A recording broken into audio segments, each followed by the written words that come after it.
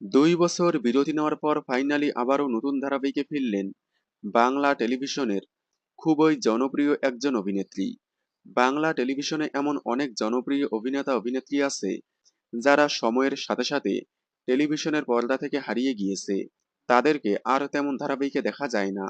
আবার কিছু কিছু অভিনেতা অভিনেত্রী আছে বেশ কয়েক বছর বিরতি কাটিয়ে আবারও নতুন ধারাবাহিকে ফিরছে।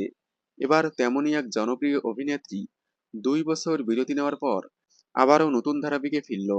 কথা হচ্ছে জনপ্রিয় অভিনেত্রী প্রিয়া মণ্ডলকে নিয়ে, যাকে বেশ কয়েকটি জনপ্রিয় ধারাবাহিকে দেখা গিয়েছিল। তোমায় আমায় মিলে, স্ত্রী, সাজের বাতি, ভজগোবিন্দ এবং শেষ তুমি যে আমার মা ধারাবাহিকে অভিনয় করেছেন তিনি। তুমি যে আমার মা শেষ হওয়ার পর তাকে আর কোনো ধারাবাহিকে দেখা যায়নি। দীর্ঘ ২ বছর পর আবারও নতুন ধারাবাহিকে ফিরল। স্টার জলসার প্রতিজ্ঞা ধারাবাহিকে খলনায়িকা হয়ে ফিরলেন তিনি। সম্প্রতি ধারাবাহিকে দেখা গিয়েছে তাকে। প্রিয়া মণ্ডলকে আপনাদের কেমন লাগে? তার অভিনীত কোন ধারাবাহিকটি আপনাদের বেশি ভালো লেগেছিল? কমেন্টে জানাবেন।